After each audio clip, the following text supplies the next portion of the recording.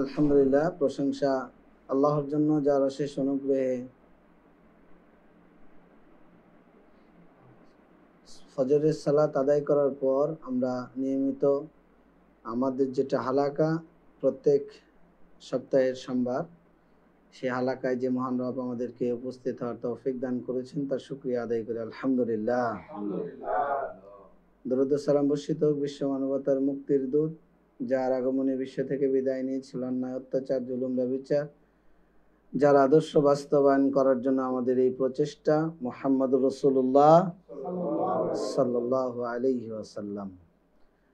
আমরা ধারাবাহিক আলোচনা পেশ করে আসছিলাম তাওহীদুর রুবুবিয়্যাহ। অনেকে এই প্রথম হালাকায় উপস্থিত ছিলেন এবং এই তাওহীদের পর্ব আকার এটা কন্টিনিউ চলবে ইনশাআল্লাহ। তো প্রথম দিন আমরা যে তাওহীদের যে বিষয় নিয়ে আলোচনা করেছি সেটা হলো একটু স্মরণ করে দেওয়ার জন্য রব শব্দের অর্থ, রবের পরিচয় এবং তাৎপর্য। পথভ্রষ্ট সম্প্রদায় যারা, তাদের নিকট রব শব্দের অর্থটা কি, তারা রবকে কি অর্থে গ্রহণ করেছে।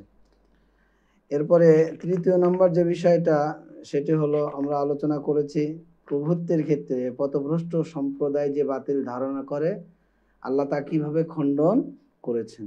তারা যে সূর্য, নক্ষত্র, চন্দ্র প্রভৃতি এগুলোকে যে রব হিসেবে গ্রহণ করেছিল বা করে, আল্লাহ তাদেরকে কি করেছেন, রদ করেছেন। এরপরে চতুর্থ নম্বর যে বিষয় সেটা হলো তাওহীদুর রুবুবিয়্যার পরিচয়। আল্লাহ যে তিনি রব, ইবাদতের ক্ষেত্রে তিনি একক, সেটা হলো তাওহীদুল উলুহিয়্যাহ। আর ইফরাদুল্লাহ ফি আফআলিহি, কর্মের ক্ষেত্রে যে আল্লাহ একক, এর যে প্রমাণ সেটি হলো মানব সত্তাজাত প্রমাণ এবং জাগতিক প্রমাণ। এই বিষয়গুলো আমরা মোটামুটি 4টি বিষয় গত সোমবারের আগের সোমবার আমরা আলোচনা করেছি। আমাদের একটা গ্রুপ আছে, হোয়াটসঅ্যাপ গ্রুপ, আপনাদের যারা হোয়াটসঅ্যাপ ব্যবহার করেন নাম্বার দিয়ে যাবেন, আমরা ওই গ্রুপে অ্যাড করে দেব এবং ওই গ্রুপে এই পর্বগুলো আমরা লিঙ্কটা কি দিয়ে রাখবো। যারা মিস করবেন অবশ্যই শুনবেন ইনশাআল্লাহ, এবং একবার নয়, দুইবার নয়, বারবার শুনবেন এবং শোনাটা জরুরি। তাওহীদের দার্স বিষয়ভিত্তিক চলমান। এরপরে তাহারাত শেখ ডক্টর বুজলুর রহমান বড় ভাই উনি শুরু করেছেন। পর্ব আকারে এবং ধারাবাহিকতা যদি আমরা বজায় রাখি ইনশাআল্লাহ কিছুটা হলেও তো আমরা শিখতে পারবো, নাকি পারবো না? ইনশাআল্লাহ বলেন ইনশাআল্লাহ। তো আজকে যে বিষয়টা সেটা হলো এই তাওহীদুর রুবুবিয়্যাহ, আল্লাহর একক কর্মের ক্ষেত্রে তার যে এককত্ব, এই তার বশ্যতা এবং আনুগত্য স্বীকার করা পৃথিবী সহ সব কিছুর স্বভাবজাত বৈশিষ্ট্য। স্বভাবজাত বুঝি তো, স্বভাবজাতকে আমরা বুঝি। স্বভাবজাত বলতে মানুষ চলে কিভাবে, মানুষ কি মাথাটা নিচে দিয়ে পাটা উপরে দিয়ে হাঁটে, না পাটা নিচে থাকে আর মাথাটা উপরে থাকে? কথা বলেন, পা নিচে থাকে। এখন কেউ যদি পাটা উপর দিক তুলে মাথাটা নিচ দিয়ে হাঁটা শুরু করে, তা মানুষ কি মানুষ বলবে না পাগল বলবে? পাগল বলবে। তা মানুষের এটা হলো স্বভাবজাত জিনিস। তো আল্লাহর রুবুবিয়্যাতের স্বীকৃতি দেওয়াটা এটা হলো পৃথিবীর সব কিছুর স্বভাবজাত ধর্ম, শুধু মানুষেরই ধর্ম না, শুধু মানুষেরই ধর্ম না, তবে সব মানুষের না। আল্লাহ তার দলিল এবং প্রমাণ বলছেন, যেমন সূরা বাকারা 116 নম্বর আয়াত, আল্লাহ রাব্বুল আলামিন বলেন বাল্লাহু মা ফিস সামাওয়াতি ওয়াল আরদ কুল্লুন লাহু কানিতুন। আল্লাহ বলছেন যে আল্লাহর জন্য আসমান এবং জমিনের মধ্যে যা কিছু রয়েছে, আসমান এবং জমিনের কি শুধু মানুষ রয়েছে? পৃথিবীতে যে আল্লাহ কত প্রাণী সৃষ্টি করেছে, কত জীবন যে আল্লাহ সৃষ্টি করেছে, তরু লতা, গাছপালা, প্রাণী, আসমান জমিনের নিচে, এই সমুদ্রের মধ্যে, সমুদ্রের উপরে, বন জঙ্গলে। তা আল্লাহ বলছেন যে আসমান এবং জমিনে, আসমানে তো আছে ফেরেশতারা সহ, তো এই যে আল্লাহর সৃষ্টি সবগুলো কি আল্লাহর অনুগত, সব কি আল্লাহর অনুগত। কুল্লুল্লাহু কানিতুন, আল্লাহ বলছেন সবগুলোই তার অনুগত। এরপরে আল্লাহ রাব্বুল আলামিন সূরা আল ইমরান 83 নম্বর আয়াত উল্লেখ করে বলেন আফা গায়রা দীনিল্লাহি ইয়াবগুন, তারা কি আল্লাহর দ্বীনের বাইরে অন্য কিছু কামনা করে? অথচ ওয়ালাহু আসলামা মান ফিস সামাওয়াতি ওয়াল আরদ তাওআন ওয়া কারহান ওয়া ইলাইহি ইরজাউন। আল্লাহ বলছেন যে আসমান এবং জমিনে যা কিছু আছে তাওআন ওয়া কারহান, ইচ্ছা এবং অনিচ্ছায়, ইচ্ছা এবং অনিচ্ছায় সব কিছুই কার নিয়ন্ত্রিত? আল্লাহর, সব কিছুই। এবং ও ইলাইহি ইরজাউন, ফিরে যেতে হবে কার দিকে? আল্লাহর দিকে। এরপর আল্লাহ রাব্বুল আলামিন সূরা নাহল 49 নম্বর আয়াত উল্লেখ করে বলেন, ওয়ালিল্লাহি ইয়াসজুদু মা ফিস সামাওয়াতি ওয়া মা ফিল আরদ মিন দাব্বাতিন ওয়াল মালাইকাতু ওয়া হুম লা ইস্তাকবিরুন। আল্লাহ বলছেন যে আল্লাহর জন্যই সিজদা করে। কি করে? সিজদা দেয়। কারা? মা ফিস সামাওয়াতি ওয়া মা ফিল আরদ, আসমান এবং জমিনে যা কিছু আছে, মিন দাব্বা, যত প্রাণী আছে, যত প্রাণী আছে, ওয়াল মালাইকা, এবং ফেরেশতারা। ফেরেশতারা কি আল্লাহর অবাধ্য হয়? অন্যান্য প্রাণী কি আল্লাহর অবাধ্য হয়? তরুলতা, গাছগাছালি থেকে শুরু করে সব জীব কার জন্য সিজদা করে? বলেন কার জন্য? তাহলে সিজদা করে না কে? শুধু মানুষ। তবে সবাই না। সিজদা করে না কে? মানুষ। অথচ এই সিজদা আদম সন্তান যদি করে, সবচাইতে খুশি হয় কে? আল্লাহ। আর অসন্তুষ্ট হয় কে বলেন তো? শয়তান। হাদিসে আসছে যে আদম সন্তান যখন সিজদা করে তখন শয়তান কান্না করতে করতে পালায়। কান্না করতে করতে কি পালায়? এই বলে যে আল্লাহ আমাকে সিজদার আদেশ দিয়েছে, আমি আদম সন্তান আল্লাহর এই নির্দেশ আমি না মেনে তাকে সিজদা করিনি। আদমকে, কাকে? আদমকে। আর এই কারণে আমার থাকার জায়গা হলো জাহান্নাম। আর আদম সন্তানকে আল্লাহ সিজদার আদেশ দিয়েছেন, আর সে সিজদা করছে, এই জন্য তার থাকার জায়গা হলো জান্নাত। সুবহানাল্লাহ। তাহলে আল্লাহর জন্য, আল্লাহকে খুশি করার জন্য যদি আমরা সিজদাটা করি, তাহলে আমাদের থাকার জায়গা হবে কোথায়? জান্নাত। অথচ পৃথিবীর সব কিছুই আল্লাহর জন্য সিজদা করে, কিন্তু আদম সন্তান অধিকাংশই আল্লাহর জন্য সিজদা করে না।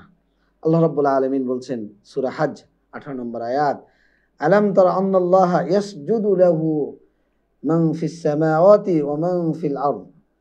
আল্লাহ বলছেন যে আপনি কি লক্ষ্য করেন না যে আন্নাল্লাহা ইয়াসজুদু লাহু, আল্লাহর জন্য সিজদা করে, মান ফিস সামাওয়াতি ওয়া মান ফিল আরদ, আসমান এবং জমিনে যা কিছু আছে, অশ-শামসু সূর্য, অল কামারু চন্দ্র, অন নুজুমু তারকা, অল জিবালু, জিবাল মানে কি? পাহাড়। জিবাল মানে কি? পাহাড়। অশ-শাজারু, শাজারু মানে গাছপালা। পৃথিবীতে কত গাছ আছে আমরা কি জানি? ওয়াদ-দাওয়াবু, আল্লাহ বলছেন প্রাণীকুল। কি? প্রাণীকুল। ও কাসীরুম মিনান নাস, আর এই আয়াতে এসে আল্লাহ বলছেন যে মানুষের মধ্যে কিছু মানুষ, কাসীরুম মিনান নাস, মানুষ কি করে? আল্লাহর জন্য সিজদা করে। ও কাসীরুন হাক্কা আলাইহিল আযাব, আর কিছু মানুষের উপর কি হয়ে যাবে? আল্লাহর আযাবটা অবধারিত হয়ে যাবে। তারা কারা? যারা আল্লাহর জন্য সিজদা করে না। আমরা মসজিদে সালাত পড়লাম, তাই না? আপনারা যে মসজিদে পড়লেন, আমি যেখানে পড়লাম, মাত্র এক কাতারের অর্ধেক মানুষ। আপনারা এখানে পড়লেন হয়তো 1.5 কাতার 2 কাতার, এর বেশি না, তাই না? কিন্তু আপনি মাগরিবে দেখেন তো, ইশাতে দেখেন তো, জহরে দেখেন তো, মসজিদ ভরে যায় না? জুমার দিনে মসজিদ ভরে যায় না? জুমার দিন কেন মসজিদ ভরে যায়? সবাই তো মসজিদেরই মুসল্লি, বাহিরের হয়তো বা গুটি কয়েক।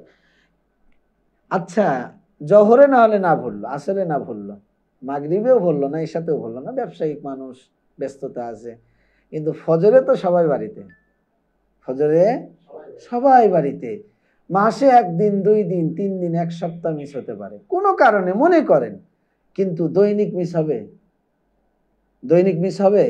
তাহলে আল্লাহর জন্য গোটা পৃথিবীর সব কিছু সিজদা করে। এর আগের আয়াতে বললাম যে আসমান এবং জমিন, আসমান এবং জমিনের মধ্যে যা কিছু আছে, তা আল্লাহ এই আয়াতে সূরা হজ 18 নম্বর আয়াতে আল্লাহ সব খুলাসা করলেন যে আসমান, জমিন, সূর্য, নক্ষত্র, তারকা, এরপরে পাহাড়, গাছগাছালি, দাওয়াব বা প্রাণীকুল এবং মানুষ সকলেই কার জন্য সিজদা করে? আল্লাহর জন্য। তার মানে আপনি, আল্লাহ আপনাকে আমাকে বিবেকের স্বাধীনতা দিয়েছে, এই জন্য হয়তো বা মনে হচ্ছে যে একটু ঘুমাই, একটু কাজ করি, একটু এটা করি, কিন্তু এর বাহিরে যত জগৎ রয়েছে তাদের এই অপশন নাই। তারা এই অপশন রাখেনি, তারা এই অপশন রাখেনি। তারা সার্বক্ষণিক তারা আল্লাহর তাসবিহ তাহলিল, আল্লাহর জন্য সিজদায় তারা লুটিয়ে পড়ছে। সুবহানাল্লাহ। এরপরে আল্লাহ রাব্বুল আলামিন অন্য আয়াতে বলছেন যে ওয়ালিল্লাহি ইয়াসজুদু মান ফিস সামাওয়াতি ওয়াল আরদি তাওআন ওয়া কারহান ওয়া যিলালুহুম বিল গুদুওয়ি ওয়াল আসাল। দেখেন, শুধু এই প্রাণী, আসমান জমিন, এই জিবাল, শুধু এগুলোই না, আল্লাহ বলছেন যে ওয়া যিলালুহুম, তাদের ছায়া, তাদের কি, চিন্তা করতে পারেন,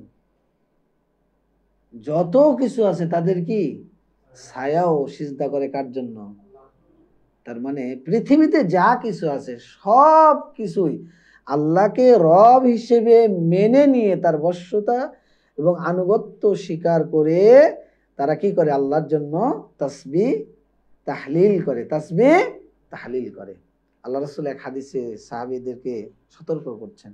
আবু যার রাদিয়াল্লাহু আনহু, আল্লাহ রাসূল বলছেন, আবু যার, মা আ'লামু লা তা'লামুন, আমি যা জানি তোমরা তা জানো না, আমি যা দেখি তোমরা তা দেখো না। আবু যার, আমি যা জানি তোমরা তা জানো না, আমি যা জানি তোমরা তা জানো না। এরপর রাসূল বলছেন যে আসমান চরচর করছে। আসমান কি করছে? চরচর করছে। আসমানের অর্ধবিগত কেন 4 আঙ্গুল পরিমাণও জায়গা ফাঁকা নেই যে যেখানে ফেরেশতারা সিজদা করছে না। সুবহানাল্লাহ। চিন্তা করতে পারেন, ফেরেশতারা সিজদা করছে না এরকম জায়গা ফাঁকা নেই। তার মানে কি, এতটুকু, মানে এইভাবে উদাহরণও দেওয়া মুশকিল তাওহীদের ক্ষেত্রে। তো ততটুকু জায়গাও ফাঁকা নেই, ফেরেশতারা কি করছে? সিজদা করছে। তারা আল্লাহ তাদেরকে যেভাবে আদেশ করেছেন, তারা যেভাবে আদিষ্ট হয়েছে, ঠিক অনুরূপভাবে তারা যথাযথ সময়ে যখন যে তাসবিহ তাহলিল জিকির করা প্রয়োজন, আল্লাহর জন্য সিজদা করা প্রয়োজন, তারা সেটা করছে। এটা কন্টিনিউ। কিন্তু আদম সন্তান জোহরের সময় নাই, আসরের সময় নাই, মাগরিবের সময় নাই। অন্যান্য তাসবিহ তাহলিলের কথা তো বাদই দিলাম। আল্লাহ রাব্বুল আলামিন, এটা সূরা রাদ 15 নম্বর আয়াত, বনী ইসরাঈল 44 নম্বর আয়াত, আল্লাহ বলছেন তুসাব্বিহু লাহুস সামাওয়াতুস সাবউ ওয়াল আরদ ওয়া মান ফিহিন্না, 7 আসমান এবং জমিন আল্লাহর জন্য তাসবিহ করে। এতক্ষণ তো শুনলেন শুধু সিজদা, এখন শুনতেছেন কি? তাসবিহ করে, আল্লাহর গুণগান, আল্লাহর বরত্ব ঘোষণা করে। কিভাবে করে সেটা আমরা জানি না, আল্লাহ বলেছেন করে। এই ঈমান, এই বিশ্বাস আমাদের কি রাখতে হবে। আপনি মনে করছেন আপনার বাড়ির পাশে একটা গাছ, আপনি কি মনে করছেন না সেটা আল্লাহর তাসবিহ করে, আল্লাহর জন্য সিজদা দেয়? আল্লাহ বলছেন। কে বলছেন? আল্লাহ বলছেন। এরপরে আল্লাহ রাব্বুল আলামিন উল্লেখ করেছেন যে দেখেন, আসমান জমিন সমগ্র জগৎ যে আল্লাহর অনুগত এবং বশ্যতা স্বীকার করে, তার একটি বড় দৃষ্টান্ত, সেটি হলো সহিহ বুখারীর 3199 নম্বর হাদিস। আবু যার রাদিয়াল্লাহু আনহু থেকে বর্ণিত, তিনি বলছেন যে হিনা গরাবাতিশ শামসু তাদরি আইনা তাযহাবু কুলতু আল্লাহু ওয়া রাসূলুহু আ'লাম قال فإنها تذهب حتى تسجد تحت العرش فتستأذن فيؤذن لها ويوشك أن تسجد فلا يقبل منها وتستأذن فلا يؤذن له يؤذن لها। আল্লাহ রাসূল বলছেন যে এই যে সূর্য, আমরা ফজরের সালাত পড়ে আসলাম, একটু পরে হয়তো সূর্য উঠবে, তাই না? আচ্ছা, সূর্য কি কোনোদিন বিট্রয় করেছে যে আজকে আমি উঠবো না, আজকে আলো দেব না? সূর্যের কি এই ক্ষমতা আছে? সূর্যকে নিয়ন্ত্রণ করেন কে? আল্লাহ। প্রত্যেক দিন আল্লাহ রাসূল বলছেন যে প্রত্যেক দিন সূর্য পূর্ব দিগন্তে উদয় ঘটে, সে ঢলে পড়ে পশ্চিমের দিকে, পশ্চিমে গিয়ে যখন তার অস্ত যাওয়ার সময় হয়, আল্লাহর আরশের কাছে গিয়ে সিজদায় লুটিয়ে পড়ে। কি পড়ে? সুবহানাল্লাহ বলবেন না? আল্লাহ রাসূল বলছেন হাত্তা তাসজুদা তাহতাল আরশি ফাতাস্তাজিনা ফায়ুদানা লাহু, আল্লাহর কাছে অনুমতি চায় যে আমি কি আগামীকাল আবার উদয় হব কিনা। আল্লাহ রাব্বুল আলামিন তাকে অনুমতি দেয় যে তুমি আগামীকাল আবার উদয় হও। যেই দিন আল্লাহ অনুমতি আর দেবে না সেই দিন আর এই পৃথিবী কি বলে, এই পৃথিবী আর থাকবে না। কি হয়ে যাবে? কিয়ামত হয়ে যাবে। فإذا نفخ في الصور نفخة واحدة وحملت الأرض والجبال فدكتا دكة واحدة فيومئذ وقعت الواقعة। সেদিন গোটা পৃথিবী ধ্বংস হয়ে যাবে। গোটা পৃথিবী কি ধ্বংস হয়ে যাবে। ইয়াউমাইযিন তুরাদুনা লা তাখফা মিনকুম খাফিয়া। যারা ফজরে ঘুমিয়ে আছে, যারা অন্যায় অপকর্মের সাথে লিপ্ত, যারা ভালো কাজের সাথে লিপ্ত, একবারে জাররা পরিমাণ যাই আমি করি না কেন, আমার জন্ম থেকে আমার বুদ্ধির বয়স থেকে যখন আমার পাপ লিপিবদ্ধ হচ্ছে তখন থেকে একবারে মরার আগ পর্যন্ত প্রত্যেকটা অণু পরিমাণ, জাররা পরিমাণ সব কিছু লিপিবদ্ধ করা হচ্ছে। কিয়ামতের ময়দানে আল্লাহ বলছেন ইয়াউমাইদিন তুরাদুনা লা তাখফা মিনকুম খাফিয়া, তোমাদের সব কিছু প্রকাশ করে দেওয়া হবে।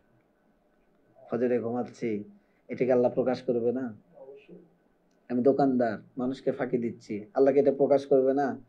আমি ভবঘুরে মানুষকে প্রতারণা করেই আমার জীবন, এখানে আমাদের এক ভাই মনে করেন আমাদের মধ্যেই আছে, সেই ভাইয়ের লক্ষ লক্ষ টাকা, দিনী ভাই, মনে করেন ভালো কথা বলে, রস কথা বলে তার টাকা পয়সা নিয়ে কোনো খবর নাই। তা আল্লাহ কি দেখবে না? বলেন তো, আল্লাহকে ধরবে না? আমি কি অপরাধ করছি, আমি কি ভালো কাজ করছি, আল্লাহ কি প্রকাশ করবে না? আল্লাহ প্রকাশ করে দেবে। তো যেই দিন সূর্য অনুমতি পাবে না সেই দিন এই দুনিয়ার থাকবে না। কে বলেছেন? আল্লাহ বলেছেন, রাসূল বলেছেন। তার মানে প্রত্যেকটা জিনিস কারণগত। আমি সূর্যের আলো তো ঠিকই নিচ্ছি, কিন্তু যে রব আমাকে সূর্যের আলো দিচ্ছেন, রাতের গহীন অন্ধকারের মধ্যে তারকার যে আলো, যে আলোকছটা, সেটা নিয়ে আমি পথ চলছি, কিন্তু এই আলোটা দিচ্ছে কে? রাতকে যে আল্লাহ আমাদের জন্য আরামের ব্যবস্থা করেছেন, ওয়াল্লাইলি সুবাতা ওয়ান্নাহারি মাআশা, দিনের বেলা আল্লাহ রিজিকের সন্ধানের জন্য তৈরি করেছেন। রিজিক তো ঠিকই সন্ধান করছি, রাত্রে আরামে ঠিকই ঘুমাচ্ছি, কিন্তু এই রাত এবং দিনের মালিক কে? অনুগত করে দিয়েছেন কে? রাতকে দিনের মধ্যে প্রবেশ করান, দিনকে রাতের মধ্যে প্রবেশ করান, এটা নিয়মিত আল্লাহ করে যাচ্ছেন। এরপরেও কিন্তু আল্লাহ আপনাকে আমাকে ধরে না যে বেটা বান্দা তুমি আমার ইবাদত করছো না কেন? কারণ আল্লাহ আপনাকে স্বাধীনতা দিয়েছে। এরপরে এই তাওহীদ আমরা কিভাবে সাব্যস্ত করব? তাওহীদুর রুবুবিয়্যা আমরা কিভাবে, বুঝতে পারছেন আলোচনা তো নাকি?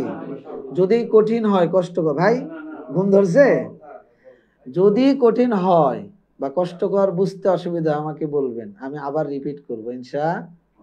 2 জন আমরা বুঝি, 5 জন বুঝি, কিন্তু তাওহীদ বুঝি। তাওহীদ বোঝাটা জরুরি। কালকে মাইপাড়াতে আমরা প্রোগ্রাম করলাম, আমাদের লক্ষ্য ছিল ওখানে তাওহীদের আলো ছড়িয়ে দেওয়া, মানুষ তাওহীদ বুঝুক, মানুষ শিরক বুঝুক। এজন্য আমরা ওখানে 2টা বিষয় নির্ধারণ করেছিলাম, 4টা বিষয়। সেটা হলো তাওহীদ, শিরক, সুন্নাত এবং বিদআত। এবং আলহামদুলিল্লাহ 4টা বিষয়ে যথাযথ আমরা আলোচনাগুলো পেশ করার চেষ্টা করেছি।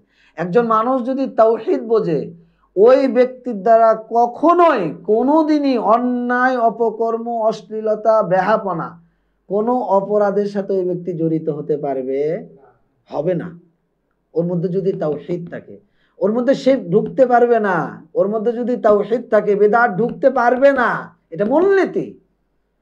এজন্য তো আল্লাহ তাওহীদকে আমাদের জন্য ফরজ করেছেন, ফাআলাম আন্নাহু লা ইলাহা ইল্লাল্লাহ, আল্লাহ ব্যতীত ইবাদতের হকদার যে নাই, লা মা'বুদা বিহাক্কিন ইল্লাল্লাহ, সত্য মাবুদ, ইবাদতের যে হকদার এটা হলো সত্য মাবুদ, এই মাবুদ আল্লাহ ছাড়া কেউ নাই। তো এই বুঝ যদি আপনার মধ্যে, আমার মধ্যে ঢুকে যায়, আমাকে এই বিড়ালদহ মাজারে গিয়ে আপনি পূজা করাতে পারবেন? কোটি টাকা দিলেও তো পারবেন না, অসম্ভব। মরে গেলেও পারবেন না, মারে ফেললেও পারবেন না। এটা হলো তাওহীদের বুঝ। এই জন্য বুঝতে হবে আমাদেরকে, ইনশাআল্লাহ। বলেন ইনশাআল্লাহ। তৌফিক দাতা কে? আল্লাহ। তো এই তাওহীদ আমরা কিভাবে সাব্যস্ত করব বা করতে পারি? আল্লাহ আমাদের মূলনীতি শিখিয়ে দিয়েছেন, সালাফগণ সেই মূলনীতি সুন্দর করে আমাদের জন্য সাজিয়ে দিয়েছেন। তাওহীদের প্রকার কিন্তু আল্লাহ বর্ণনা করেনি, এই প্রকার করেছে কারা? সালাফগণ। কারা করেছেন? সালাফগণ। আল্লাহ কোরআন দলিল দিয়েছেন, আল্লাহ রাসূল হাদিসে অসংখ্য মূলনীতি নির্ধারণ করে দিয়েছেন।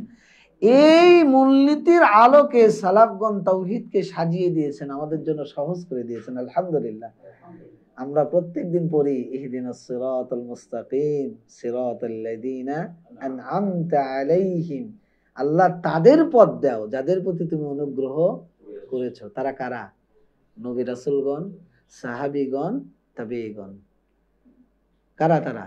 সালফে সালিহিন, সালাফগণ। এজন্য আমরা সালাফদেরকে মানি। এজন্য কি? সালাফদেরকে মানি। পৃথিবীতে যারা সালাফ, জীবিত এবং মৃত, জীবিত সালাফের চাইতে মৃত সালাফকে বেশি মূল্যায়ন করবেন। আল আকরাবু ফাল আকরাব। কোরআন নাজিল হয়েছে কার উপর? রাসূলের উপর, মুহাম্মদ সাল্লাল্লাহু আলাইহি সাল্লাম। কোরআন সবচাইতে, এই কোরআনটাকে সবচাইতে বেশি বুঝেছেন কে? আল্লাহ রাসূল। রাসূলকে এবং কোরআনকে সবচাইতে বুঝেছেন কারা? সাহাবীরা। কারা? কোরআন, রাসূল এবং সাহাবীদেরকে সবচাইতে বুঝেছেন কারা? তাবেঈরা। কারা? তাবেঈরা। এজন্য রাসূল বলছেন করনি সুম্মাল্লাযীনা ইয়ালুনাহুম সুম্মাল্লাযীনা ইয়ালুনাহুম সুম্মাল্লাযীনা ইয়ালুনাহুম। স্বর্ণযুগ আমার যুগ, সাহাবীদের যুগ এবং পরবর্তী তাবেঈদের যুগ। এই তিন যুগকে যদি আপনি মানতে পারেন, ইনশাআল্লাহ আপনি জীবনে সফল হবেন। কিন্তু আমরা কি করি? জীবিত শায়েখকে পেয়ে আমরা তো মৃত সালাফদেরকে ডাস্টবিনে ছুঁড়ে ফেলতে আমরা দ্বিধাবোধ করি না। তার মানে আপনার মধ্যে তাওহীদের ঘাটতি রয়েছে। আপনি জীবিত সালাফকে গ্রহণ করেন, কোনো সমস্যা নেই, কিন্তু তার বুঝ যদি মৃত সালাফদের বিপরীত চলে যায়, রাসূলের বিপরীত যায়, সাহাবীদের তরিকার বিপরীত যায়, তাবেঈদের তরিকার বিপরীত যায়, তাহলে ওই সালাফকে আপনি পদ্মা নদীতে ভেসে দেন, কোনো সমস্যা নেই। এই জীবিত সালাফকে আপনি পদ্মা নদীতে ভেসে দেন, কিন্তু আপনি রাসূলকে, সাহাবীকে, তাবেঈদের বুঝকে আপনি পদ্মা নদীতে ভেসে দিতে পারেন না। এজন্য বলছি যে এই তাওহীদুর রুবুবিয়্যাহ সাব্যস্ত করব কিভাবে? আল্লাহ রাব্বুল আলামিনকে তিন ক্ষেত্রে একক যখন আপনি গণ্য করবেন। কয় ক্ষেত্রে? এটা ভালো করে মাথায় ঢোকান। তিনটা ক্ষেত্রে যখন আপনি আল্লাহকে একক গণ্য করবেন, তখন আপনি আল্লাহ রুবুবিয়্যাতের স্বীকৃতি দিলেন। আল্লাহ রুবুবিয়্যাতের স্বীকৃতি দিলেন। এক, আল্লাহ রাব্বুল আলামিন বলছেন আলা লাহুল খালক আল আম, সাবধান, সৃষ্টি যার, বিধানও তার। তাবারাকাল্লাহু রাব্বুল আলামিন, সূরা আরাফ 54 নম্বর আয়াত। এরপর আল্লাহ বলছেন ওয়ালিল্লাহি মুলকুস সামাওয়াতি ওয়াল আরদ, সূরা জাসিয়া 27 নম্বর আয়াত। আসমান এবং জমিনের রাজত্ব কার জন্য? আসমান জমিনের রাজত্ব কার জন্য? আল্লাহর জন্য। তো এই আলোকে এই দুইটা আয়াতের মধ্যে আল্লাহ তিনটার কথা বলেছেন। আলা লাহুল খালক ওয়াল আম, সৃষ্টি, রাজত্ব। এরপরে ওয়ালিল্লাহি মুলকুস সামাওয়াতি ওয়াল আরদ, সৃষ্টি, পরিচালনাগত দিক, এবং মুলক, রাজত্ব। আমর মানে হুকুম, আমর মানে কি? হুকুম, পরিচালনাগত দিক, সৃষ্টিগত দিক, পরিচালনাগত দিক এবং রাজত্ব। এই তিনটার ক্ষেত্রে যদি আপনি আল্লাহকে সাব্যস্ত করেন আল্লাহর জন্য, তার মানে আপনি রুবুবিয়্যাত সাব্যস্ত করলেন। সেটা কি? এক, সৃষ্টিতে আল্লাহর একত্ব। গোটা পৃথিবীর সবকিছু স্রষ্টাকে, গোটা পৃথিবীর স্রষ্টাকে, সবকিছুর স্রষ্টাকে, আসমান জমিন পৃথিবীতে যত মানুষ আছে সবগুলোর স্রষ্টাকে আল্লাহ।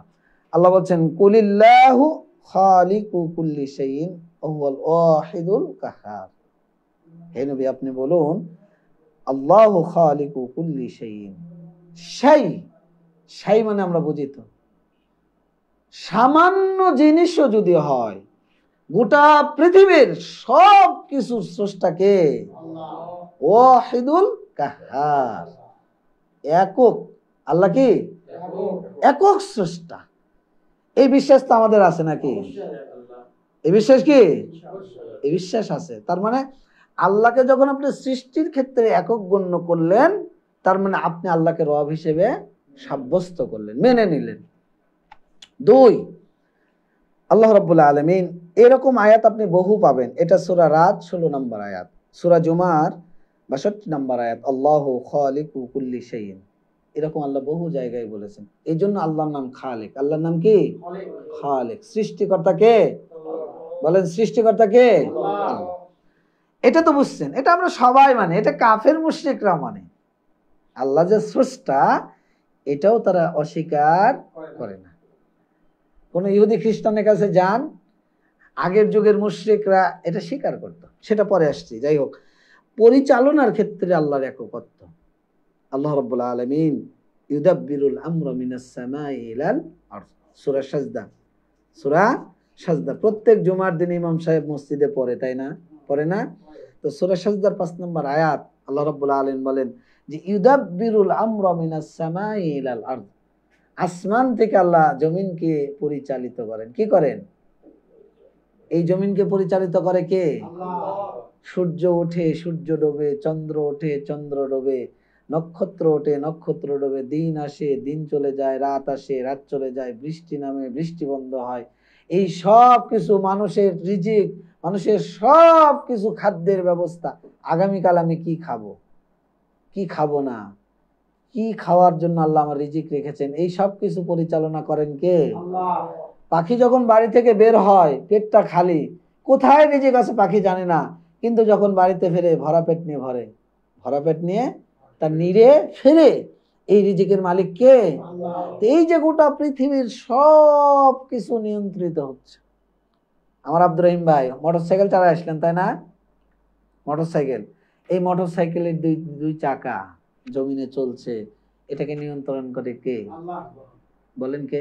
আল্লাহ। আপনি যখন পদ্মা নদীর নৌকা নিয়ে ছোটেন গভীর স্রোতের মধ্যে, যারা সাগরে চলেছেন, ওই যে যারা বিদেশে থেকেছেন, বিভিন্ন সাগরে ঘুরেছেন, এই সাগরে যখন জাহাজ চলে এটাকে নিয়ন্ত্রণ করে কে? আল্লাহ।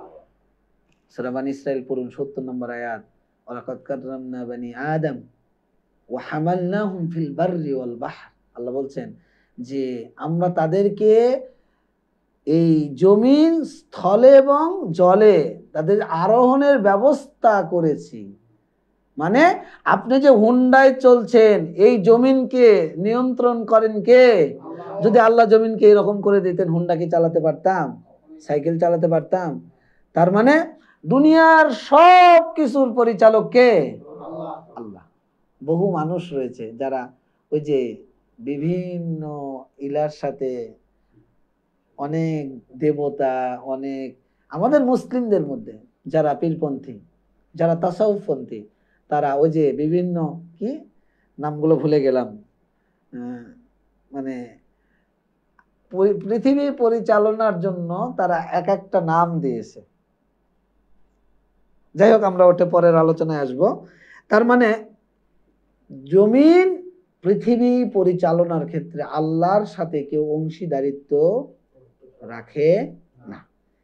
তার মানে এটাও আমরা স্বীকার করলাম, এটাও কি স্বীকার করলাম। এরপরে ৩য় নম্বর, রাজত্বে আল্লাহর একত্ব। রাজত্বে কি? আল্লাহর একত্ব। তাবারাকাল্লাযী বিয়াদিহিল মুলক ওয়া হুয়া আলা কুল্লি শাইইন কাদির, সূরা মুলক ১ নম্বর আয়াত। বরকতময় সেই সত্তা যার হাতে গোটা পৃথিবীর রাজত্ব। গোটা পৃথিবীর কি রাজত্ব? তাহলে সৃষ্টির ক্ষেত্রে আল্লাহ একক, পরিচালনার ক্ষেত্রে আল্লাহ একক। এর একটু ব্যাখ্যা দেই, সেটা হলো এই যে আল্লাহ পরিচালনার জন্য তিনি যে আমাদের জন্য মূলনীতি দিয়েছেন। ধরেন আলা লাহুল খালকাল আম, সৃষ্টি যার, বিধানও তার। আমাদের বিধান দেওয়ার মালিক কে? পরিচালক কে? আল্লাহ। এখন যদি আপনি দুনিয়াতে, আল্লাহ আপনাকে সৃষ্টি করেছে তার ইবাদত করার জন্য, ওমা খালাকতুল জিন্না ওয়াল ইনসা ইল্লা লিয়াবুদুন। ইবাদত কার? আল্লাহ। ইবাদত মানে আমরা তো বুঝি মা ইউহিব্বুল্লাহু ওয়া ইয়ারদাহু মিনাল আকওয়ালি ওয়াল আমালি আয-যাহিরা ওয়াল বাতিনা, প্রকাশ্য অপ্রকাশ্য যে কর্ম, যে কাজ করলে আল্লাহ খুশি হন, সন্তুষ্ট হন, সেটা হলো ইবাদা। সেটা কি? ইবাদা। তার মানে আল্লাহ আমাদেরকে ইবাদত করার জন্য, তার বিধান বাস্তবায়ন করার জন্য কি সৃষ্টি করেছেন। আদম আলাইহিস সালামকে যখন সৃষ্টি করলেন, ফিল আরদি খলিফা, আল্লাহ কি বললেন? যে আমি প্রতিনিধি তৈরি করব। তার মানে কি আমরা আল্লাহর খলিফা। আল্লাহ কি? আল্লাহর কি খলিফা। আল্লাহ যে বিধানটা আমাদেরকে দিয়েছেন, তিনি আমাদের পরিচালক, গোটা পৃথিবীর পরিচালক। সেই বিধানটা বাস্তবায়ন করাই হলো আমাদের নীতি। সেই বিধান কি? এখন আপনি চিন্তা করেন তো, এই পরিচালনার ক্ষেত্রে আমরা কি আল্লাহকে একক গণ্য করতে পারি? আমি যখন একজন ব্যবসায়ী, তখন আমি আল্লাহর বিধান মানি না, ব্যবসায় ফাঁকি দেই, মিথ্যা কথা বলি, মিথ্যা কসম খাই, শপথ করি, ছলনা দেই, প্রতারণা করি, করি না? করি না? বলেন, করি না? করি না? তার মানে এই আল্লাহর যে আলাহুল খালক আল আম, সৃষ্টি যার বিধানও তার, অথচ আল্লাহ হারাম করেছেন যে তুমি মিথ্যা কসম খেও না, তুমি প্রতারণা করো না, তুমি মানুষের হক নষ্ট করো না। আল্লাহ রাসূল ওই যে বাজারে খাদ্য নিয়ে আসছিলেন, উপরে শুকনাটা ছিল, নিচে ভিজাটা ছিল। আল্লাহ রাসূল হাত দিয়ে দেখলেন যে ভিতরে ভিজা। আল্লাহ রাসূল বললেন, তুমি এটা কেন করলে? যে ব্যক্তি ধোঁকা দেয় ফালাইসা মিন্না, সে আমাদের দলভুক্ত নয়। তার মানে একজন ব্যবসায়ী কোনো মানুষকে প্রতারণা করতে পারে না। এই যে রাজনীতির ময়দান গরম হচ্ছে, আমরা কোন দলে যাব? কালকে একজন প্রশ্ন করেছে, আমরা কোন রাজনীতির দল করব? আচ্ছা বলেন তো, বাংলাদেশে এই কোরআন অভ্রান্ত সত্যের চূড়ান্ত উৎস, আল্লাহ যে আলাহুল খালক আল আম, সৃষ্টি যার বিধানও তার, আল্লাহ যে আমাদের বিধানদাতা, তিনি যে পরিচালনার ক্ষেত্রে একক, এই একক আল্লাহর এই এককত্ব বাস্তবায়ন করার জন্য বাংলাদেশে কোনো রাজনৈতিক দল আছে? না। কোন রাজনৈতিক দল আছে? সব সেকুলার। সে টুপি পরা হোক আর টুপি ছাড়া হোক। তারা কি বলছে কখনো যে আমরা কোরআনের আইন রচনা করব? তারা কি রূপরেখা দিয়েছে? আর এটা তো আমাদের জন্য ফরজ না। আমাদের উপর ফরজ হলো তাওহীদকে আমাদের জীবনে বাস্তবায়ন করা, আমার পরিবারে বাস্তবায়ন করা, আমার সমাজে বাস্তবায়ন করা। এর পরের ধাপ হলো আমার রাষ্ট্রে, আমার রাষ্ট্রে। আচ্ছা বলেন, এখানে আমরা কয়জন? 1 2 3 4 5 6 7 8 9 10, ভিতরে আরো আছে। আমরা মনে করেন 10টা পরিবার, 10টা সমাজ। আমি যদি আমার নিজেকে, আমার পরিবারকে সংশোধন করি তাওহীদ দিয়ে, আপনি আপনার পরিবার, তাহলে এই আমরা একটা সমাজের সবাই তাওহীদ আমাদের জীবনে বাস্তবায়ন করলাম। বলেন তো ওই সমাজে তাওহীদের বাইরে কিছু চলতে পারে? অসম্ভব। সেটাই মূল বিষয়। এর পরেও যদি আপনি মনে করেন না, রাজনৈতিক ময়দানে আমাকে আল্লাহর বিধান বাস্তবায়নের রূপরেখা দিতে হবে, আপনি দেন, তাতেও সমস্যা নাই, সেটাও আপনি দিতে বাধ্য। কিন্তু এর অর্থ এই নয় যে আলাহুল খালক আল আম, আল্লাহ যে পরিচালক, বিধানদাতা, আল্লাহর বিধান কোরআনকে আপনি পদ্মা নদীতে ভেসে দিয়ে আপনি সেকুলার চিন্তা নিয়ে গণতন্ত্র, সমাজতন্ত্র, ধর্ম নিরপেক্ষতাবাদ আর জাতীয়তাবাদ বাস্তবায়ন করার জন্য আপনি উঠে পড়ে লাগবেন, আর সুন্দর একটা টুপি জুব্বা পরে বলবেন যে আসেন দিন কায়েম করি। তার মানে বিধানের ক্ষেত্রে আল্লাহ যে একক, এই বিধানের ক্ষেত্রে আপনি আল্লাহকে বাদ দিয়ে এই প্রচলিত যে তন্ত্র মন্ত্র, সেটার সাথে আপোষ করে আপনি রাজনৈতিক ক্ষমতা হাসিলের চেষ্টা করলেন। এটা রাজনৈতিক ময়দান, ব্যবসায়িক ময়দান। চাকরির ক্ষেত্রে সুদ হালাল না হারাম? ঘুষ হালাল না হারাম? আল্লাহ সুদের বিধান দিয়েছেন কিনা? ঘুষের বিধান দিয়েছেন কিনা? দেননি? দিয়েছে। সুদ হারাম, ঘুষ হারাম। যে ব্যক্তি ঘুষ খায়, যে দেয়, উভয়ের উপর আল্লাহ এবং রাসূল লানত করেছে। কি করেছে? লানত করেছে। তার মানে আল্লাহ যে আপনাকে নিষিদ্ধ ঘোষণা করলো আপনার জন্য, যে তুমি সুদ খেও না, তুমি ঘুষ খেও না, কিন্তু আল্লাহর এই বিধান আমি বাস্তবায়ন করি না। ভাই ঘুমাচ্ছেন? ঘুম ধরছে? বুঝাতে পারিনি মনে হয়। তার মানে আপনার আমার সার্বিক জীবনে যখন আল্লাহকে বিধানদাতা, পরিচালক হিসেবে আমরা মেনে নিব, তার মানে আমরা আল্লাহর রুবুবিয়্যাতকে সাব্যস্ত করলাম। রুবুবিয়্যাতকে কি করলাম? সাব্যস্ত করলাম। আপনি চাকরি করছেন, করেন, যেটা বাধ্যগত, আপনাকে বাধ্য করছে, সেটা একটা দিক, যে আপনি অপারগ। কিছু বিষয় রয়েছে, শুকরের গোশত হারাম, কিন্তু আপনি এমন এক জায়গায় মনে করেন সমুদ্র যানে ভ্রমণ করতে গেছেন, খাবার কিচ্ছু নাই, আছে শুধু শুকর, কি করবেন? আপনি কি না খেয়ে মরবেন? বলেন, বলেন না, না খেয়ে কি আপনারা মরবেন? আল্লাহ এটা বলছেন। রাসূল বলছেন। তার মানে কি, এটা আপনি বাধ্যগত। কিন্তু আপনি যখন আপনার সুযোগ রয়েছে, আপনি এই সুযোগটা, আপনার জীবন চলে যাবে, এরপরে আপনার দ্বারা কুফরি শিরকি কোনো কর্মকাণ্ড সংগঠিত হবে না। ওয়াইন কুতিলতা ওয়া হুররিকতা লা তুশরিক বিল্লাহ, মুসনাদ আহমদের হাদিস। আল্লাহ বলছে, আল্লাহ রাসূল বলছেন, আল্লাহর সাথে শিরক করো না। যদিও তোমাকে হত্যা করা হয়, তোমাকে অগ্নিদগ্ধ করে তোমাকে আগুনে পুড়িয়ে মেরে ফেলা হয়, এরপরে তুমি আল্লাহর সাথে শরীক করো না। তার মানে আমরা বুঝলাম যে সমস্ত সৃষ্টির ক্ষেত্রে যখন আল্লাহকে একক গণ্য করব, তার মানে আমি রুবুবিয়তের স্বীকৃতি দিলাম। সমস্ত নির্দেশনার ক্ষেত্রে, পরিচালনার ক্ষেত্রে আল্লাহকে যখন একক গণ্য করলাম, আমি আল্লাহকে পরিচালক হিসেবে তার রুবুবিয়তকে মেনে নিলাম। এরপরে রাজত্বের ক্ষেত্রে যখন আমি আল্লাহকে একক করলাম, এই যে জমিন, আজকে যারা ক্ষমতায় আছে, 15 বছর যারা ক্ষমতায় ছিল, তার আগে যারা ক্ষমতায় ছিল, এই ক্ষমতায় বসিয়েছেন কে? আল্লাহ। বলেন না কে? আল্লাহ। এই জমিনটা কার? আল্লাহ। আল্লাহ এই জমিনের কর্তৃত্ব, ক্ষমতাটা শুধু আপনার হাতে দিয়েছেন, অর্পণ করেছেন। কুলিল্লাহুম্মা মালিকাল মুলক তুতিল মুলকা মান তাশা। ক্ষমতা দেওয়ার মালিক কে? আল্লাহ। সম্মানিত করার মালিক কে? আল্লাহ। অপমানিত লাঞ্ছিত করার মালিক কে? আল্লাহ। আল্লাহ এর আগেও দিয়েছিল যাদেরকে, তারা আল্লাহর এই বিধানগুলো যথাযথ পালন করেনি, আল্লাহ সিটকে দিয়েছেন। এই 15 বছরও যারা অত্যাচার, জুলুম, নির্যাতন করেছে, আল্লাহর বিধান বাস্তবায়ন করেনি, আল্লাহ তাদেরকে অপমানিত, লাঞ্ছিত করেছেন। এই সম্মান অপমান কোথায় থেকে আসে?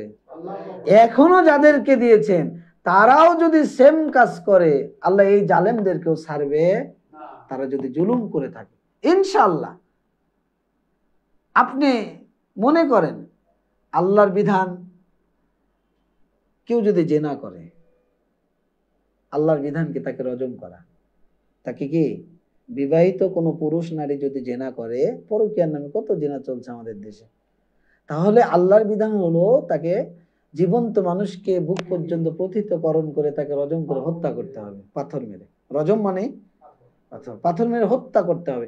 আচ্ছা, আমাদের দেশে যদি 10টা অন্তত দণ্ডনীয় যে অপরাধগুলো, এই অপরাধের ক্ষেত্রেও যদি আল্লাহর এই বিধানগুলো বাস্তবায়ন সরকার করে, 10টাকে যদি এদেশে রজম করে হত্যা করা হয়, হত্যা করার কারণে 10 জনকে যদি তাৎক্ষণিক ফাঁসি দেওয়া হয় এবং বলা হয় যে যারাই হত্যার সাথে সম্পৃক্ত থাকবে তাৎক্ষণিক প্রমাণিত হয়ে যাবে, আর কোনো কথা নেই, যদি 10 জনকে ফাঁসির কাস্টে ঝুলানো হয়, বলেন তো এদেশে আর কোনো হত্যাকাণ্ড আর ধর্ষণ হতে পারে?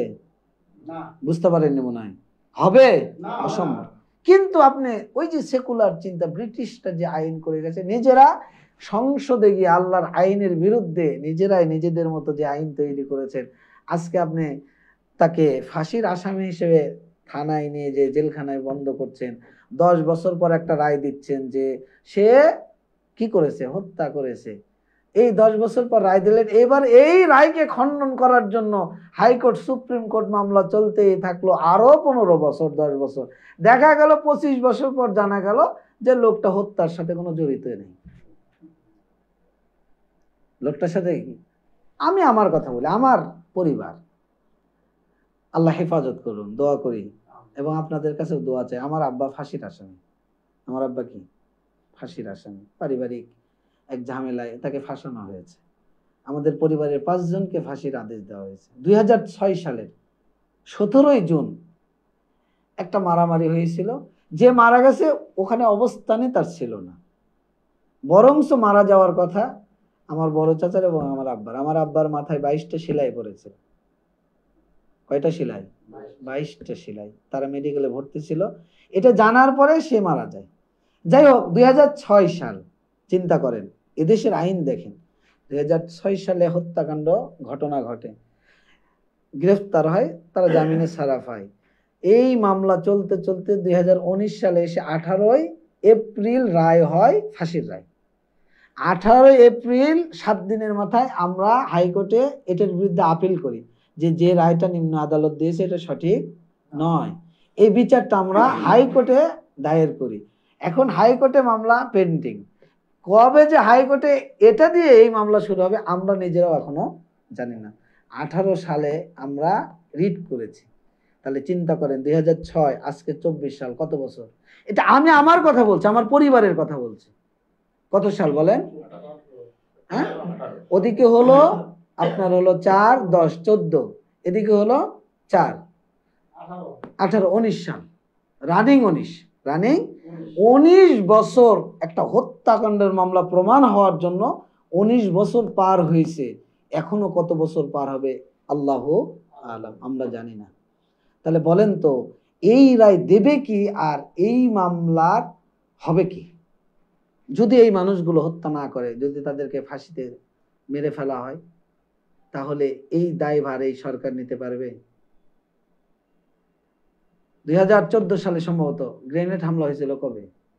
14 সালে না, না সরি 6 সালে, 21 সালে, 21 সালে না, 21শে আগস্ট, কিন্তু কয় সালে? আচ্ছা যাই হোক, সেই সময় যাদেরকে ফাঁসির আসামি করা হয়েছিল তাদের মামলাগুলো শুনানি চলছে। দেখবেন যে 1-2 মাসের মধ্যে তারা বের হয়ে যাবে। তো লাভটা কি? আমি আমার কথা বলি, আমার বাপ যদি অপরাধী হয় আর আমরা যদি বের করে নিয়ে আসি, তাহলে লাভটা কি হলো? আমার কথা হলো যে কেউ যদি অপরাধী হয়, প্রমাণ হয়ে গেছে সে অপরাধী, আপনি 10 দিনের মধ্যে তাকে ফাঁসি দিয়ে শেষ করে দেন। আমি আমার পরিবারের কথা বলি, যে সে যদি অপরাধী হয়, সরকার যদি মনে করে, তাহলে দিয়ে নিয়ে নেন। কারণ একটা মানুষের জন্য, শুধু একটা মানুষ না, একটা সংসার না, বহু কিছু ধ্বংস হয়ে যাচ্ছে। বাংলাদেশের কত মানুষ যে এই অসহায়ত্ব শিকারের মধ্যে, শিকার, আপনি জেলখানায় না গেলে বুঝতে পারবেন না। শুধু আমার আব্বা যে জেলখানায় থাকে, সেখানে 1700 ফাঁসির আসামি এক কারাগারে। কত আসামি? 1700 কারাগারে, কিন্তু অধিকাংশই ভালো মানুষই থাকে। অপরাধীরা এই কারাগারকে সেফ গার্ড হিসেবে গ্রহণ করেছে। অপরাধ করবে, এই দিক দিয়ে ঢুকে জেলখানায় থাকবে, অপরাধ হয়ে যাবে, সংগঠিত হয়ে যাবে, এই দিক দিয়ে তারা বের হবে, যাতে করে মানুষ জানে যে ও জেলখানায় ছিল, কোনো অপরাধ করেনি। হলো দাগী আসামিদের কার্যক্রম। আপনারা যদি সন্ত্রাসীদের কার্যক্রম একটু যদি পর্যালোচনা বুঝতে পারবেন। যাই হোক, বলছিলাম যে এই রাজত্বের মালিক কে? আল্লাহ এই জমিনে আপনাকে শুধু রাজত্বটা দিয়েছে যে তুমি এই জমিনকে, ভূখণ্ডকে একটু পরিচালিত করো। এখন স্বাধীনতা আল্লাহ আপনাকে দিয়েছে যে আপনি আল্লাহর এই বিধান বাস্তবায়ন করবেন, না সংসদে 360 জন আপনি মন্ত্রী এমপি গিয়ে নিজেরাই আইন তৈরি করে এটাকে আপনি সংসদের পিছনে রেখে নিজেদের মতো আইন রচনা করে আল্লাহর বিধানের সাথে নিজেকেও বিধানদাতা তৈরি করবে। এই জন্য খুব হিসাবের বিষয় তাওহীদুর রুবুবিয়্যাহ। এরপরে 7 নম্বর যে বিষয়, সেটি হলো তাওহীদুর রুবুবিয়্যাহ সাব্যস্তকরণের মূলনীতি। সেটি হলো, আমরা শুরু করেছি 6:15, তাই না? শেষ করবো কয়টায়? 7:15? 7:15 শেষ করি নাকি? আচ্ছা, তার মানে এই সাব্যস্ত করবো আমরা কিভাবে? এক, যেহেতু প্রত্যেক কাজের একজন কর্তা রয়েছে, তো গোটা পৃথিবী মানুষের স্রষ্টা আছে না নাই? আছে। আম খুলিকু মিন গায়রি শাইইন আম হুমুল খালিকুন। আল্লাহ রাব্বুল আলামিন ঘোষণা করছেন যে তারা কি মিন গায়রি শাইইন, মিন গায়রি শাইইন, কোনো কিছু ছাড়াই কি তারা সৃষ্টি হয়েছে? না, তারা নিজেরাই নিজেদের স্রষ্টা। আমরা যদি আল্লাহকে রব না মানি, তার মানে কি আমরা কি আমাদের স্রষ্টা আমরা নিজেরাই? আমরা কি আমাদেরকে সৃষ্টি করেছি না? আমাদের একজন স্রষ্টা আছে। তা আল্লাহ সেটাই বলছেন। 2, পৃথিবীর সকল বিষয়াদি নিয়ন্ত্রিত, সঠিকভাবে পরিচালিত হওয়া। মাত্তাখাযাল্লাহু মিন ওয়ালাদিন ওমা কানা মাহু মিন ইলাহিন লাউ কানা ফীহিমা, ওই লম্বা আয়াত বলছি, সূরা আনবিয়া 22 নম্বর, লাউ কানা ফীহিমা আলিহাতুন ইল্লাল্লাহ লা ফাসাদাতা। আল্লাহ বলছে যে যদি আল্লাহ ছাড়া বহু ইলাহ থাকতো লা ফাসাদাতা, তাহলে কি ফাসাদ তৈরি হয়ে যেত? আপনি মনে করেন আমরা সবাই সালাফি মানহাজের লোক। উদাহরণ দেওয়ার জন্য, আমি কিন্তু বিরোধিতা বা ইখতিলাফ করার জন্য কথাটা বলছি না, সহজে বুঝবেন। সেটা হলো কোন বিষয়ের ফতোয়া, আপনি একজনের কাছে যাচ্ছেন একভাবে পাচ্ছেন, আর একজনের কাছে যাচ্ছেন আরেকজন আরেকটা ভাবে দিচ্ছে। ইখতিলাফ আছে কিনা? বুঝতে পারেননি মনে হয়। আব্দুর রহিম ভাই বুঝেছেন? ইখতিলাফ আছে কিনা? তো আল্লাহ বলছেন যে লাউ কানা ফীহিমা আলিহাতুন ইল্লাল্লাহ লা ফাসাদাতা, আল্লাহ ছাড়া যদি বহু ইলাহ থাকতো তাহলে কি ফাসাদ সৃষ্টি হয়ে যেত। এখন আমার রাজশাহীতে ধরেন ঠান্ডা দরকার, শুধু রাজশাহীতে না গোটা বাংলাদেশে সবজি, আমাদের সবজি খেতে হবে নাকি? এই সবজি উৎপাদন যে এই যে অঙ্কুরোদ্গমন করেন কে? আল্লাহ। তার মানে হালকা শিশির, এই ভিজা বৃষ্টি এই সবজির জন্য দরকার। এখন আল্লাহর সাথে আর একজন ইলা মনে করেন রয়েছে, এখন তার একটু বেকায়দা হয়ে গেল। আল্লাহ বলছেন যে রাজশাহীতে বাংলাদেশে ঠান্ডা হয়, কিন্তু আর একজন বলছে যে না ঠান্ডার দরকার নাই। আর একজন ইলা বলছে ঠান্ডার দরকার নাই, একজন বলছে না এখন গরম দরকার, অনেকে ঠান্ডা পছন্দ করে না। হতে তো পারতো। আল্লাহ বলছেন আল্লাহ ছাড়া যদি বহু ইলা থাকতো তাহলে জমিনে ফাসাদ সৃষ্টি হতো। তার মানে বুঝতে হবে আল্লাহ ছাড়া একক ইলা, সত্য মাবুদ, হক মাবুদ আর কেউ নাই। যেগুলো আছে সব বাতিল, সব ভ্রষ্ট, সব কি? সব ভ্রষ্ট। সেটা আমরা প্রথম দিনে বলেছি, মনে আছে? হ্যাঁ, মনে আছে? ইউসুফ আলাইহিস সালাম তার জেলের সাথীদেরকে বললেন যে ভিন্ন ভিন্ন রব উত্তম না আমিল্লাহুল খালিকুল, এক আল্লাহ উত্তম। ভিন্ন ভিন্ন রব তোমরা নিজেরাই নিজেদের জন্য তৈরি করেছো, বিভিন্ন রব, যে এ অমুক করে, দুর্গা এটা করে, কালী এটা করে, তারপরে লাত এটা করে, উজ্জা এটা করে, করে না? মুশরিকরা বিশ্বাস করতো না লাত সন্তান দেয়, মনে করেন উজ্জা কি করে? বৃষ্টি দেয়।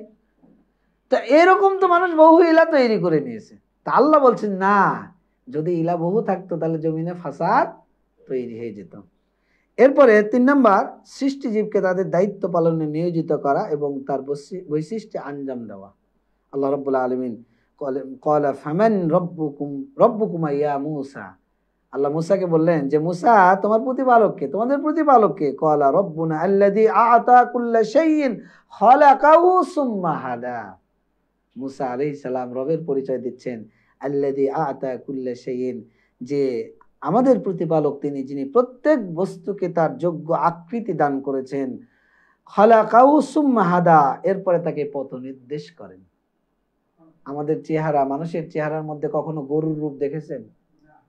বাঘের রূপ, বাঘের আকৃতি, শুয়োরের আকৃতি, ছাগলের আকৃতি, ছাগলের যেমন 2টা শিং, হরিণের যেমন এত বড় বড় শিং, কোন মানুষের মধ্যে শিং দেখেছেন? এটা নিয়ে কি কখনো চিন্তা করেছেন? সহিহ বুখারীর হাদিস, রাসূলুল্লাহ সাল্লাল্লাহু আলাইহি সাল্লাম বলছেন ওয়ালাকাদ কাররামনা বানি আদম, আল্লাহ আদম সন্তানকে সম্মানিত করেছেন কিভাবে?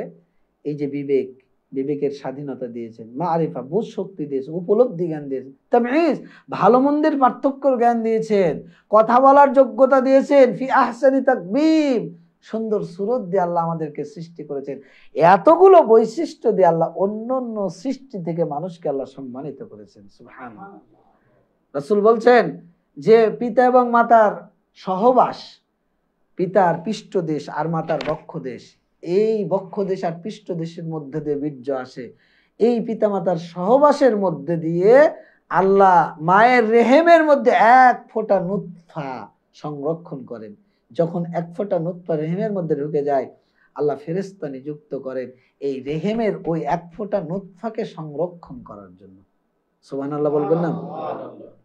40 দিন নুতফা আকারে থাকে, ফেরেশতা বলতেই ইয়া রব নুতফা, ইয়া রব নুতফা। আল্লাহ এটা তো নুতফা, এটা তো বীর্য, বীর্য আল্লাহ এটা বীর্য। 40 দিন বলতে থাকে। 40 দিনের মাথায় আল্লাহ রাব্বুল আলামিন বীর্যটাকে একটা রক্তপিণ্ডে রূপান্তরিত করেন, আলাকা। যখন এটা আলাকা হয়ে যায় আল্লাহর নির্দেশে, ফেরেশতা বলতে ইয়া রব আলাকা, ইয়া রব আলাকা, ইয়া রব আলাকা। 40 দিন বলতেই থাকে প্রতিপালক এটা রক্তপিণ্ড, প্রতিপালক এটা রক্তপিণ্ড। আল্লাহ এই রক্তপিণ্ডকে এবার 40 দিন 80 দিনের মাথায় আল্লাহ মুসগা মাংসপিণ্ডে রূপান্তরিত করে। এইবার যখন মাংসপিণ্ড হয়ে যায়, ফেরেশতারা বলতে ইয়া রব মুসগা, ইয়া রব মুসগা। 40 দিন 120 দিনের মাথায় সে নারী না পুরুষ, তার আয়ুকাল পৃথিবীতে কতদিন বাঁচবে, তার রিজেক্টটা কি, এত রিজেক্ট নিয়ে টেনশন। তার রিজিকটা কি, পৃথিবীতে কি খেয়ে বাঁচবে, ব্যবসা করবে না চাকরি করবে, কোন পথে তার রিজিকটা আসবে, এবং সে জান্নাতি না জাহান্নামী, এই চারটি জিনিস দিয়ে আল্লাহ রাব্বুল আলামিন তার তাকদীরকে লিপিবদ্ধ করে দেন। 120 দিনের মাথায় তার রূহটা ফুঁকে দেন। এরপরে মায়ের বিভিন্ন নারীর মাধ্যমে, আল্লাহ কিন্তু তার মুখ দিয়ে মায়ের পেটে খাদ্য দেন না, বিভিন্ন নারীর মাধ্যমে তার খাবারের ব্যবস্থা করেন। রিজিকের মালিক কে? আল্লাহ। আপনার আমার যখন কোনো অস্তিত্ব ছিল না, তখন কিন্তু আপনি রিজিকের টেনশন করেননি, রিজিক দিয়েছেন কে? আল্লাহ। এর নাম রব। 9 মাস 10 দিন মায়ের গর্ভের মধ্যে আল্লাহ আপনাকে প্রতিপালন করেন। এরপরে আল্লাহর হুকুমে সেটা আল্লাহ পৃথিবীতে বের করেন। যে মানুষটা চোখ দিয়ে কোনোদিন দেখেনি, অন্ধকার জগতে ছিল, আল্লাহ তার 2টা চোখ দেন। আল্লাহ তা কুল হুয়াল্লাযী আনশাআকুম ওয়া জাআলা লাকুমুস সামআ ওয়াল আবসারা ওয়াল আফইদা। সূরা মুলক প্রত্যেকদিন পড়েন না? তিনি সেই সত্তা যিনি কান দিয়েছেন, যিনি চোখ দিয়েছেন, কল্ব অন্তর তিনি তৈরি করেছেন। সৃষ্টিকর্তা কে? আল্লাহ। চোখটা ফুটে যায়, এরপরে মুখটাও ফোটে। যে বাচ্চা মুখ দিয়ে কোনোদিন খায়নি, যে মায়ের বুকে কোনোদিন দুধ আসেনি, আল্লাহ রাব্বুল আলামিন ওই মায়ের বুকে দুধের ব্যবস্থা করে দেন। সুবহানাল্লাহ। এটার নাম রব। এইজন্য মুসা আলাইহিস সালাম বলছেন, ক্বালা রাব্বুনা আল্লাযী আ'তা কুল্লা শাইইন খালাকাহু সুম্মা হাদা। তিনি সেই সত্তা যিনি কি করেন? সৃষ্টিকে কি করেন? পরিপূর্ণ করেন, প্রত্যেক বস্তুকে তার যোগ্য আকৃতি দান করেন। এরপরে কি করেন? সুম্মা হাদা, তাকে পথ নির্দেশ করেন। এই জন্য সালাফগণ বলছেন যে প্রকৃতপক্ষে কোনো আদম সন্তানকে যদি একা ছেড়ে দেওয়া হয়, ও তাওহীদ ছাড়া কিচ্ছু বুঝবে না, তাওহীদ ছাড়া কিছুই বুঝবে না। কিন্তু তাওহীদ নষ্ট হয় কিভাবে? আমি বিড়িখোর, আমার সন্তান জন্মের পর থেকে দেখছে বাবা আমার বিড়ি খায়, ও বিড়িখোর তৈরি হয়। আমি সালাত পড়ি না, আমার সন্তান জন্মের পর দেখছে আমি সালাত পড়ি না, ও সালাত পড়ে না। আমি প্রতারক, ঠকবাজ, আমার সন্তান দেখছে যে আমি ঠকবাজ, সমাজ ঠকবাজ, তখন এই পারিপার্শ্বিক অবস্থার উপর সন্তান কি হয়? ঠকবাজ। প্রত্যেক আদম সন্তান ফিতরাতের উপর জন্মগ্রহণ করে। কুল্লু মাউলুদুন ইউলাদু আলাল ফিতরা ফাআবওয়াহু ইউহাব্বিদানিহি আও ইউনাসসিরানিহি আও ইউমাজ্জিসানিহি। পিতামাতা তাকে ইহুদি বানায়, খ্রিস্টান বানায়, মাজুসি বানায়। এটা ফিতরাত। আপনি যদি বিড়িখোর হন, ঠিক আপনার সন্তানও বিড়িখোর হবে। আপনি যদি সালাত আদায়কারী না হন, আপনার সন্তান হবে, এটা নিশ্চিত। এরপরে হেদায়েত যদি আল্লাহর পক্ষ থেকে আসে। কিন্তু আমি যেটা বলতে চাচ্ছি, আল্লাহ কিন্তু আপনাকে তাওহীদের উপরই সৃষ্টি করেন, কিন্তু আমাদের পিতামাতার কারণে এই সন্তানের মোড়টা কি হয়? ঘুরে যায়। এই জন্য সালেহ আল ফাওজান হাফিজাহুল্লাহ তিনি বলছেন, কোনো বাচ্চাকে, আদম সন্তানকে যদি একাকী ছেড়ে দেওয়া হয়, তাহলে সে তার রবকে অবশ্যই চিনবে। এটা ফিতরাত, এটা স্বভাবজাত ধর্ম। মানে আপনি 2 পা দিয়েই হাঁটেন। এখন আজকে যদি আপনি আমচত্বরে 2 হাত সামনে দিয়ে আর 2 পা পিছনে দিয়ে ছাগল আর গরুর মতো হাঁটেন, তা আমচত্বরে সব মানুষ বলবে পাগল, নাকি ভালো মানুষ বলবে? বলেন তো। বলবে পাগল, একটু ভালোই দেখলাম ফজরে। তার মানে এটা আপনার আমার স্বভাব নয় যে আপনি 2 হাত সামনে আর 2 পা পিছনে দিয়ে আপনি হাঁটবেন। সূরা মুলকের মধ্যে আছে না? আল্লাহ বলছেন, কেউ যদি পা জমিনে না দিয়ে মাথাটা জমিনে দেয় আর পাটা উপরে দেয়, একটা মাথার মধ্যে থেকে নাই হয়ে গেছে। যাই হোক, ওটা মূল আলোচনার বিষয় না, ওটা উদাহরণ দিতে গিয়ে বললাম। তাহলে সৃষ্টিজীবকে তাদের দায়িত্বে কি করা? নিয়োজিত করা। শেষ করতে